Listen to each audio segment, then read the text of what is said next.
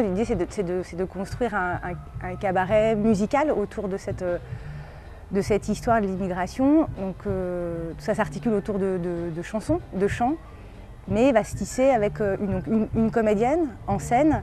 Tout se passera dans un café qui est le Café Barbès, donc, qui est tenu par Lucette, qui tient un café d'immigrés. Et il y a donc autour de ce personnage et de la vie de ce café et de l'histoire de ce café qui a traversé en fait l'histoire à la fois de l'histoire de la France et l'histoire de l'immigration en France, donc des années 50 à aujourd'hui. Le projet en lui-même, c'est ça, c'est des tableaux pour retracer un petit peu la chanson maghrébine de manière générale et la chanson algérienne plus particulièrement. Qui dit Barbès, dit les Arabes quoi, ou les Noirs, c'est un quartier un peu où on trouve du mélange du contenu, mais ce café il peut exister à Ménilmontant comme il pourrait être à Belleville. C'est vraiment pour comprendre que c'est une démarche sur l'Afrique du Nord.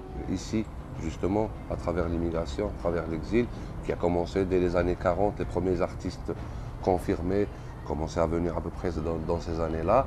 On a eu de très grands musiciens de renom, de très grands auteurs-compositeurs aussi.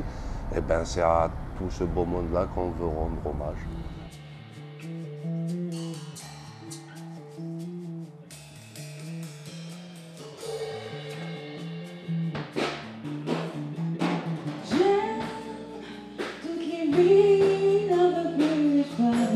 On veut transmettre aussi qui on est, qui étaient les émigrés. C'est un patrimoine culturel extraordinaire, quoi. On a des influences jazz, des influences africaines, maghrébines, orientales, tout ça. On les mixe, on les ressort.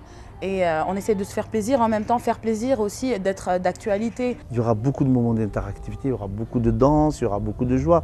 Il y aura aussi des moments pour rappeler aussi, attention, rappelez-vous aussi qu'en 1961, les Algériens ont été jetés à la Seine, etc.